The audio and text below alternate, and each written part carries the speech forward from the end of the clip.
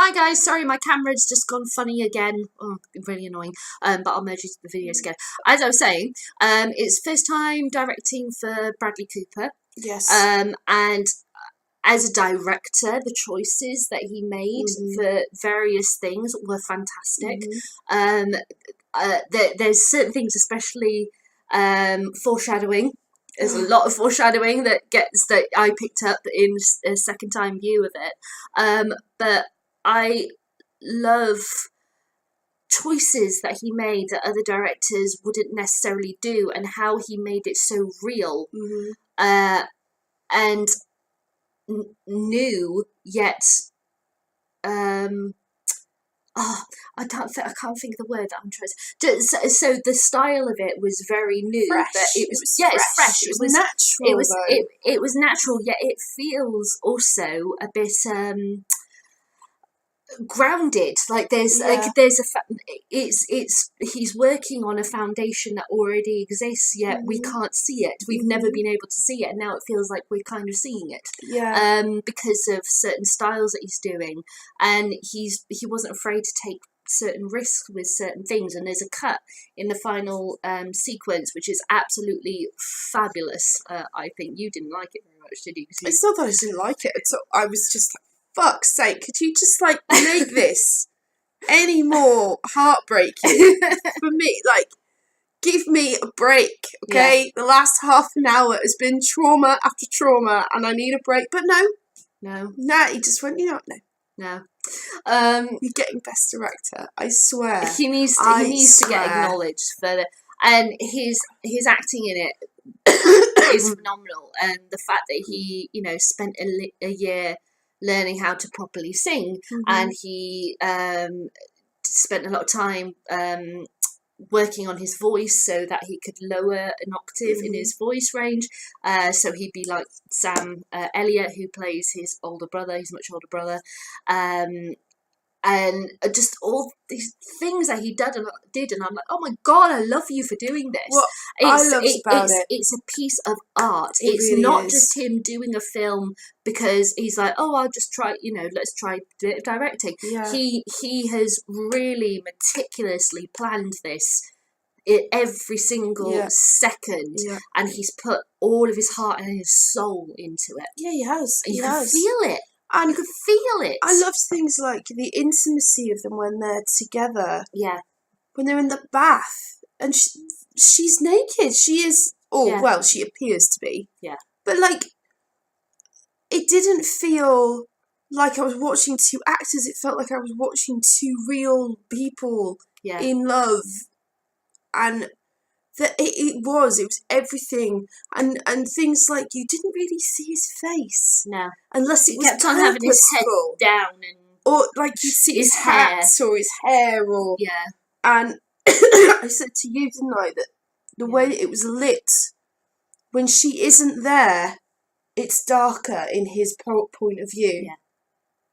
Like their house is this beautiful light, wood-filled, natural place. Like all the windows, and all the doors are full ceiling, just windows, so you can see everything around. When she leaves, it becomes a tomb. Yeah, it was so good. Yeah, it was so sad, but I am just so blown away by Stephanie. Yeah. And I like that. What I would really love, and I know they probably won't, but if award ceremony she gets nominated as Stephanie. I hope she does. Not Lady Gaga. Not Lady Gaga, because I think part of what has been difficult for her is the fact that Lady Gaga is a stage name. Yeah. So Stephanie, it doesn't get attention. Lady Gaga does. Yeah. And there's a sequence in it where she's walking into her apartment building in her Netflix special. Yeah. And there's a woman, or a studio, there's a woman standing outside of it, and she goes, Hi mommy, you sign this for me, mommy.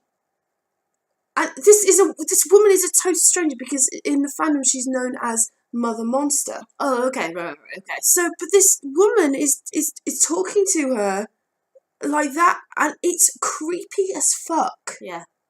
And there are points in the film where you have people who just take pictures of them, or the guy that come up to them and start talking to them as if they know them. Yeah. And that isn't really real. That isn't really a thing. And I've said to you before, if I ever saw like a celebrity out on the street, I wouldn't approach them, even if it was someone I loved. It would be for example, do you remember last year's Cheltenham Literature Festival? John Finnemore was there doing Just a Minute, and I loved it and everything. And then I went to this next event that was like literally like 20 minutes later, and he appeared in front of me, and I was like, oh my God, that's John Finnemore.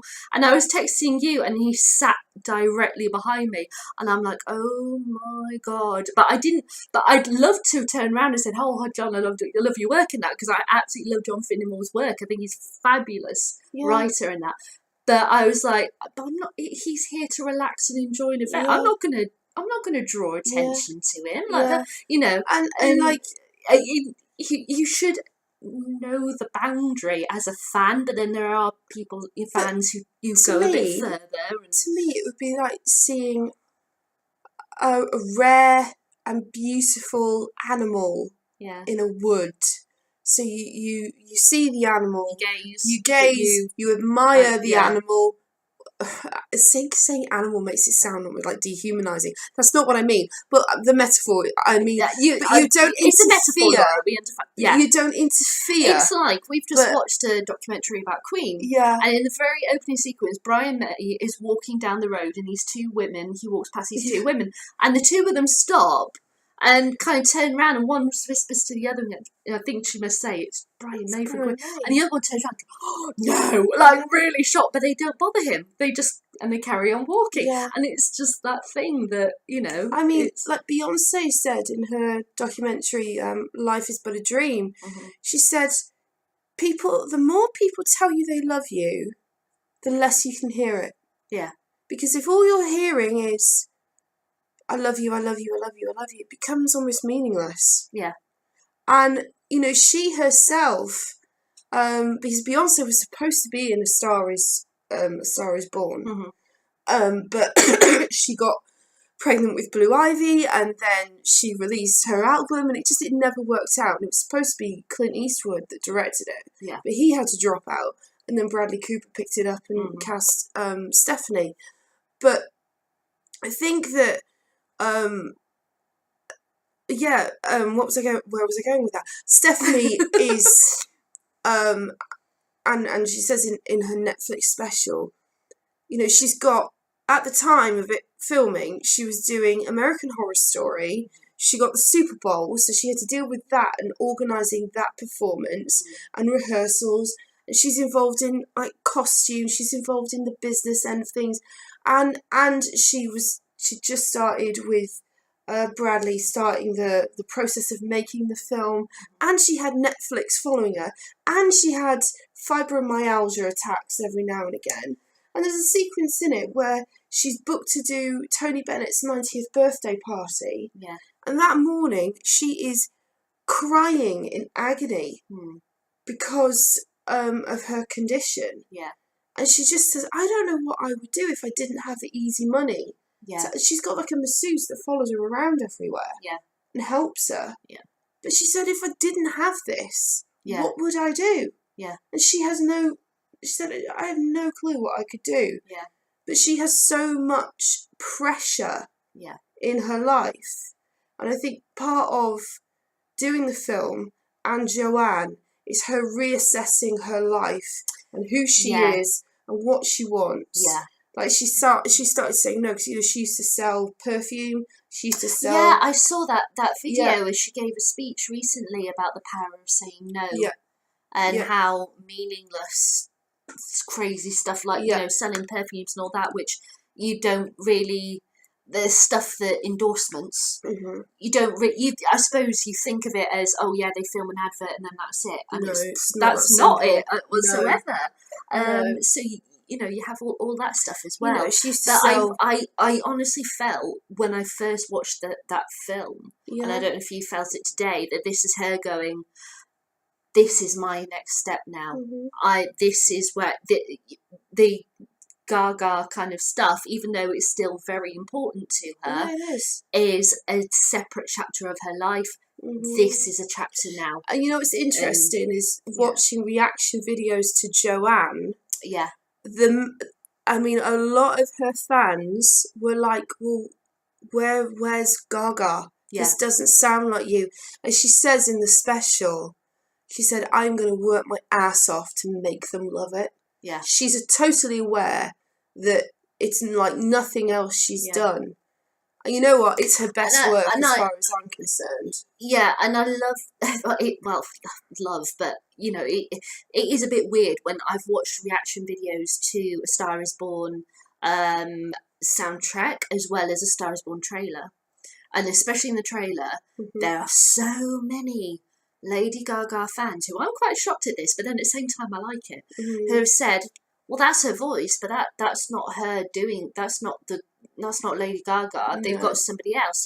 It doesn't look like her. It's like, that is the bloody point. But I like, in a sense, that they're having that reaction because it's the disconnect from the Lady Gaga thing. But what was great in the film was that when Ali becomes a star, the star is kind of a toned down version of Lady Gaga. She is, In the costuming is not in Ali's own style. Her hair gets dyed a totally different colour. Yeah. You know, she gets told at first to go platinum blonde, doesn't she? She goes, no, I'm not doing that. And she even says in the film, doesn't she? She says, I walk into a room full of men. Yeah. And it's basically them deciding whether or not I'm fuckable. Yeah. And it's awful. I love, there's a really great scene where they're just about to do SNL, and she's taking ages in the bathroom, and they're wondering where she is, and her friend goes into the bathroom, and she is sat there in the bath, just kind of staring at the tiles ahead of her, going, I don't know who I am. I've lost myself. I don't understand this.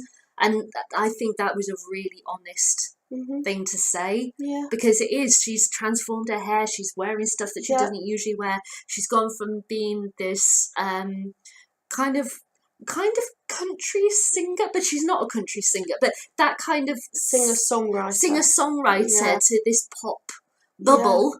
And even though those pop songs are really fantastic, they are really good. They're really good. You just go, when you look at her at the beginning when she does Shallow and everything, and she's discovered by Jackson. This is not her. It is her, but it's not her at the same time.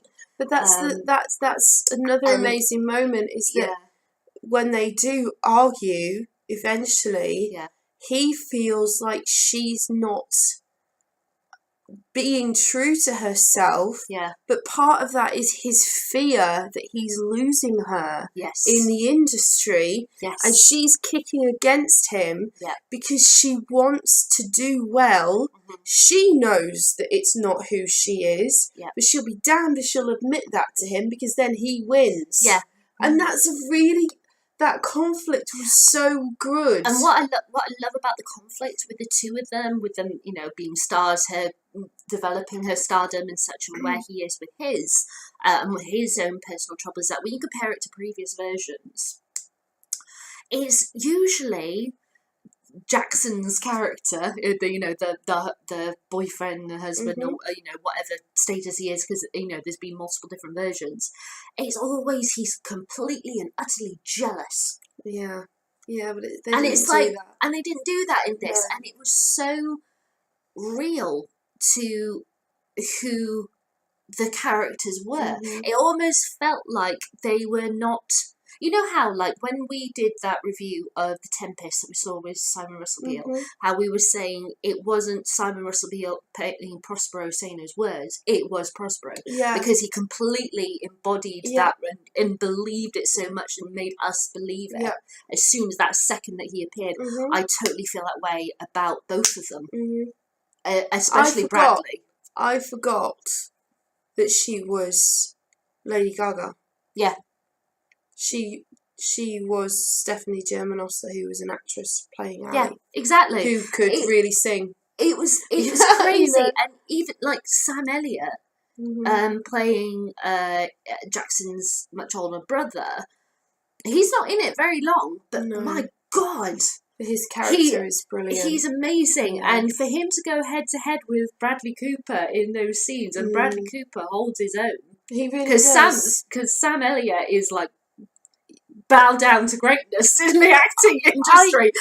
I feel kind of stupid for not really appreciating how good an actor Bradley Cooper is before today. But I think also what doesn't help is that with Bradley Cooper's career, he did, the Hangover films in, earlier on in his career, which you can understand, those kind of things. He hasn't really done a lot of films in regards to what I mean by that is that I think he's very careful with what he picks, and he hasn't really had a film that I can think of that stands out in my head since Silver Lining Playbook.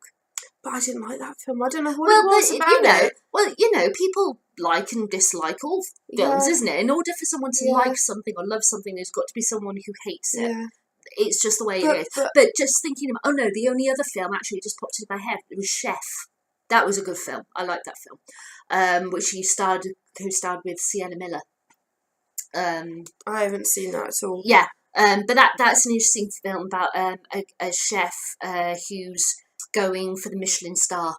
And he's obsessed and he has to get this Michelin star, and what does it mean, and that kind of thing. But yeah, that was so Chef and the Silver Lining Playbook are the only two other films I can think of his film repertoire other than Hangover at the minute, top of my head. Yeah.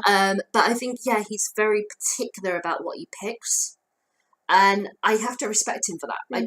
He's not someone who just churns out a film year after year after year after year. That's just total crap because he's doing it for the money. But I can't wait to see what he does after this, because there's like a whole new layer of respect for him as a performer and a director, and I hope to God he gets the Oscar for best director, because fucking deserves it. Even if he doesn't get for actor, because I have to say, after seeing Bohemian Rhapsody, I think Rami Malek will get it, but that's just me. Well, we're going to talk about that in a minute. But I'm just going to turn the heating off because I'm getting it. Okay, I thought that he did such an amazing job of informing this character with so much grief that you sympathised with him without becoming tired of him. Yeah.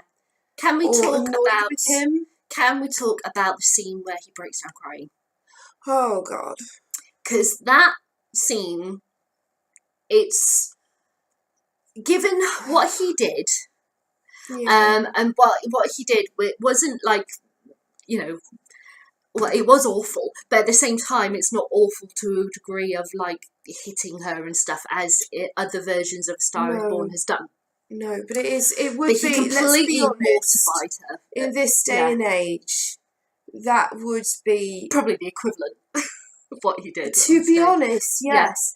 Because could you imagine? Yeah. Social media for weeks. Yeah. Would just be on fire. Yeah. With that. Yeah. Because we said we were going to do spoilers, so let's say what it is. They're at the Grammy Awards, and she's on stage and she's giving a speech. She's won her first Grammy. Yeah, and he comes up on stage because she mentions his name. Well, they kind of walked up to stage together, and he fell over kind of drunk and high on the steps, but she left him there. The cameras didn't really see him, so she left him there and went up on stage, and then she says thank you to my husband Jackson, and so he gets up on stage and he completely embarrasses her and wets himself in front of everyone before keeling over, passed out, drunk and high, and it's mortifying. It's so hard to watch. It's very hard to watch, yeah. But yeah, in previous versions, like the Judy Garland one, because that one they did it that she became a film star, because obviously at that time she basically became the story was that she basically became a Judy Garland, so it was musicals and that, and she wins an Oscar, and she goes up to get her Oscar, and he goes up on stage and accidentally slaps her across the face. But as you said, social media, it's probably the equivalent. It would be the thing that the blogs and the everything be trending. Twitter and everything, and you know, she doesn't get angry with him. No. She recognises that he has a disease. And she says, it's a disease, it wasn't you. But it doesn't matter to him. Yeah. It's about the fact he's embarrassed her. And he breaks down crying. He does. And it's just, oh my God. It's heartbreaking. Yeah. And what's even harder to watch is him becoming sober, doing well, and then the final knock that takes him out is this horrific reality of the music industry saying, her asshole of a manager, her bastard of a manager saying, you've got to go or her career will tank. Yeah. And it's horrible that he says, his phrasing of it, saying, you know, we've spent months cleaning up your shit, and what you did is completely tanked her career, and when it happens again, you're going to kill her career entirely. And he said when, not if, when. And this guy, and he's gone through 2 months of therapy at this point. He has, and he's got to a point. And what I loved as well about the makeup design is that when he was drunk and high, he actually physically looked different. Yeah. Like, and when he was sober, he looked younger, he looked lighter. His hair was clean. Yeah. Little things like that. Little tiny details like that. The fact that his hair was clean. His hair was clean, and he looked so much better. Yeah. And then the ending, where he makes a horrible choice, but the choice he makes, he does ultimately for her, because it absolves her of any embarrassment on her part. Yeah. It means that people will have sympathy for her. Yeah. It means that people will look at him and go, well, that's what a mental health crisis looks like. Yeah. It means people will buy her records. Yeah. And she will be able to be the artist that he knows she is. And she'll be okay. And she'll be okay. If it means that he's not there. And the way that they shot that sequence, and the fact that, and I said this in my video after I saw it, it's done in 2 shots.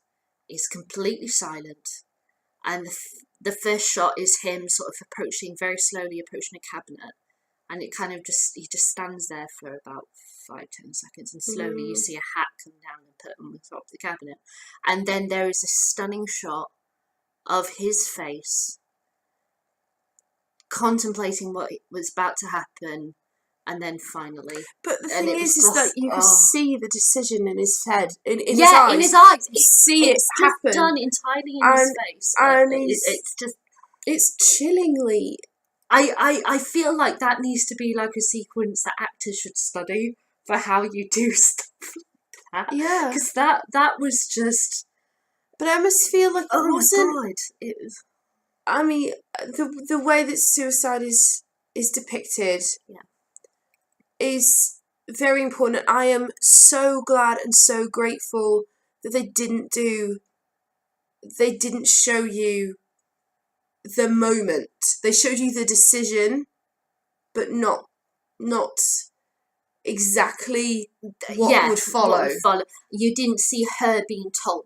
No. You didn't see his body being found. No. None of that, because you didn't need that. No. But I've got to say, the moment after he does it, when she's sitting at the piano, and she looks like she's been scooped out from the inside. Yeah. And Stephanie's performance, and I'm buying this on Blu-ray naturally.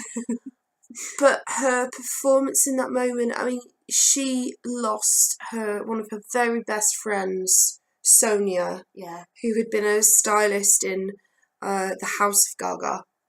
which is her style team, her creative team. She died of cancer, and on the day that she filmed the very last song, "I'll Never Love Again," and she left set without telling anyone. Yeah. Nobody knew. She got to the house and sadly she'd already passed. She'd gone. Yeah. She didn't get there. She was about 20 minutes or something. Yeah. She missed by 20 minutes, and then she came back and she told Bradley. And Bradley was like, "Oh my God, you've got to go home. You've got to go home. You know, don't worry about today." And she went, "No, I need to sing it out." Yeah. That's what she would have wanted me to do. Yeah. And when you watch that sequence and know that, it's got a whole new level. See, in the documentary, she gets a phone call from Sonia. Oh, yeah. To say that the cancer was stable, it hadn't spread. But you can tell in her face, she knows that it doesn't really matter. It's still there, and it's still it's not stopping. Yeah. And she puts the phone down. You know, she tells her she loves her and puts the phone down. I think she's being interviewed and by a music magazine at the time, and she just says, "I feel like I'm losing everybody," and she bursts into tears. Oh, Stephanie is an incredibly fragile, emotional, strong. She sounds smart. Because I don't know anything about her upbringing. I just literally know her properly from this film and seeing an occasional like music video of like Poker Face and carpool karaoke. I don't know anything else about her life, and I see her as an incredibly strong yet fragile person, like a kind of like. A pane of glass. It's, you know, the absolutely most stunning thing.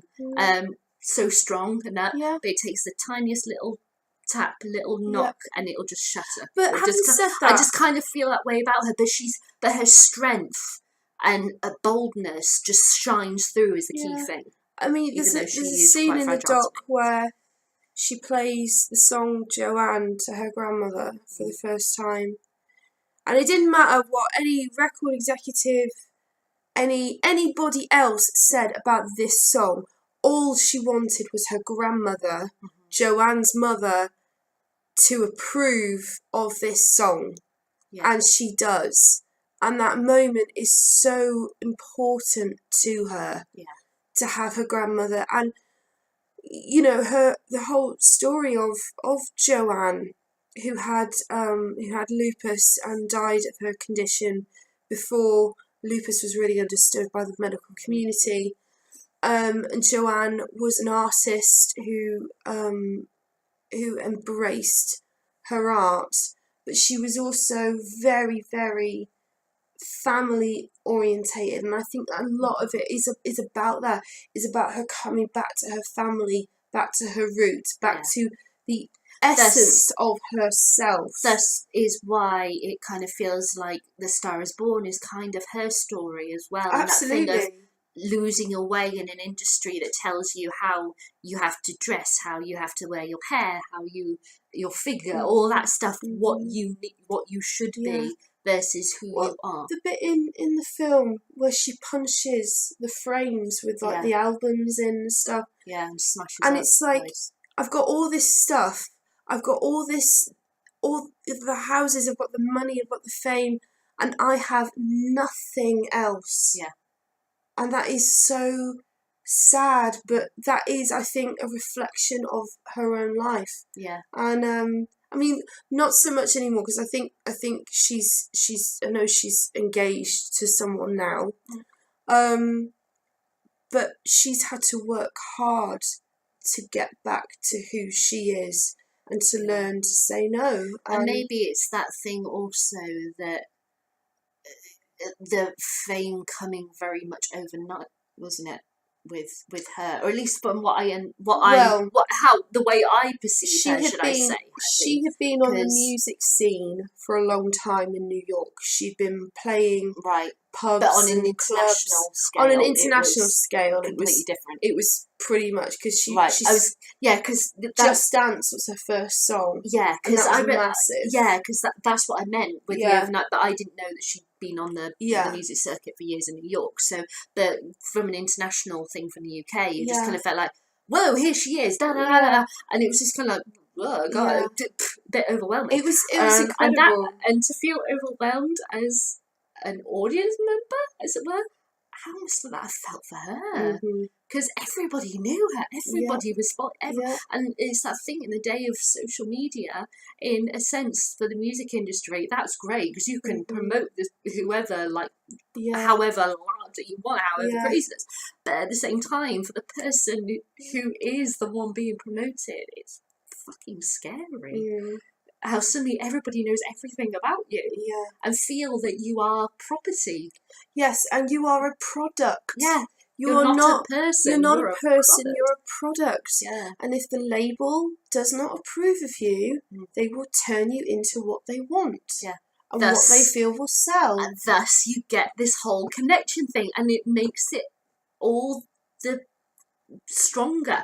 And there's this really interesting moment which other directors probably would have cut out, but Bradley kept in, and it's absolutely brilliant, where Ali's doing her choreography for the first time, sort of thing, and she takes a manager to the side and just says, I just don't want to lose who I am. This, and he's like, no, trust me, you're going to be fine.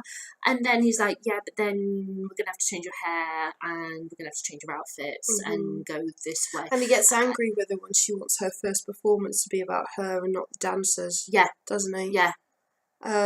He says, if we've paid for the dances, you're having them, but if you're going to go out there by yourself, don't get 2 steps wrong. And she's like, that's her first ever performance, and I'm sure she's nervous and all that lot, and he puts everything negative because of those 2 steps. But and it's the thing is with it is that the pressure of the industry suffocates creativity. Yeah. And I think unless you are very, very lucky, and that luck doesn't exist. I think if you are at that level of fame, you don't get there without losing yourself, losing people, and essentially becoming someone that you don't necessarily want to be. It's very easy to go down the road of drinking and drugs, and it's pain, isn't it? It's all pain. It's pain relief, which is the Jackson side of the story. Yeah. So I think it's incredibly true to the industry, this film. Incredibly honest. All the scenes, including fights, are so true to life. It's not, and what I mean by that is that films tend to do it so one person speaks and then the other, not cross arguing and pushing people's buttons and that, and it was so realistic in so many different ways. Okay, can I just say one last thing before we wind up, because obviously we need to move on to Bohemian Rhapsody. If it gets nominated at Oscars for best song and that, and Bradley and Stephanie do a duet, I'm gonna lose it. I swear to God, I will lose it, because I'm just like, oh my God, them live. I know they're live singing it, but it's very different to actually see them at the Oscars or someone performing, and I'm just like, I really need that. I'm gonna be so excited. The thing I was gonna say is I am actually really happy that Beyonce is not in this film. Yes. Because, ironically, I think Beyonce is too big a star now to pull off what Gaga did. Stephanie did. It's very interesting. Because Beyonce's almost, and look, this is coming from a place of love. I love the Queen Bee. You know this. I know this, yes.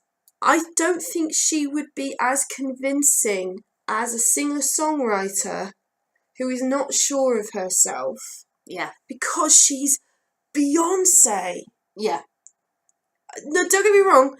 I know for a fact Beyonce has been through incredibly hard stuff. I should imagine there's stuff that Beyonce's been through that I don't even know about. It's kind of like, if you think about previous versions of A Star Is Born, let's take the Judy Garland one, for example. That was done in the 1940s. That was late in her career, in a sense. She'd been away for a while. She had done concerts, stuff like that. But she'd been away from movies for quite a while. And then she came back, and this was her, coming back thing. And she blew everyone away because there had been that gap. Yep. And they didn't know if she'd be able to perform this great film. And she kicked ass. And very, very sadly, she lost the Oscar to Grace Kelly.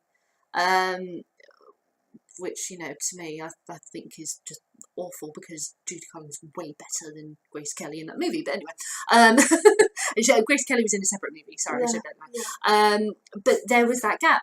Whereas, as you said, even Judy Garland was a big star.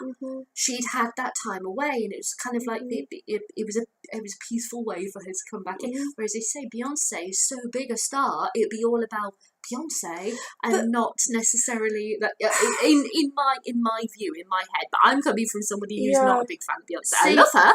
I'm not the thing is with B is that I just don't think I, as a person watching the film, would be able to separate Beyonce from Ali.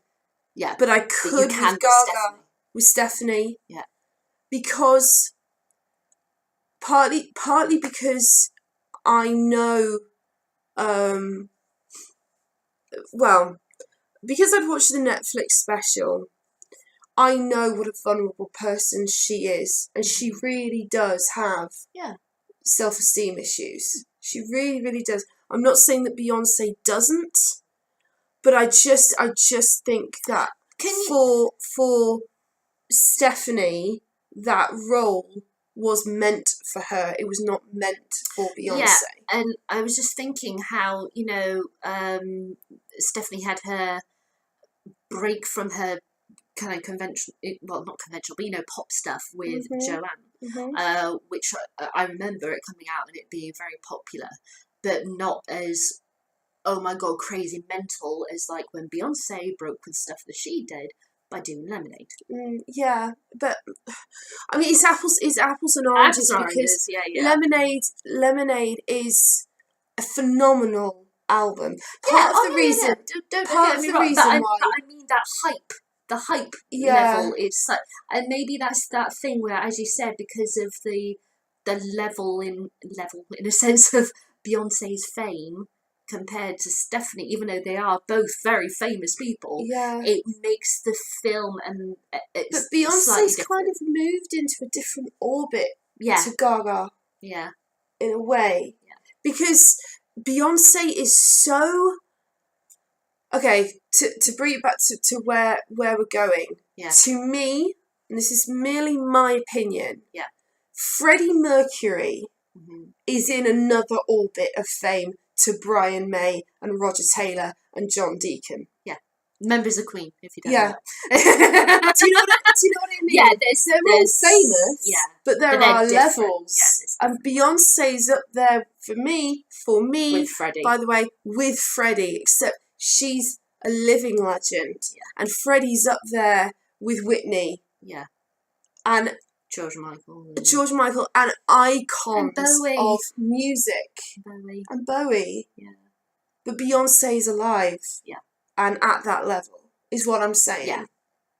On that note, should we talk about Bohemian Rhapsody? So just to wind up, round up, Star Is Born is fucking amazing.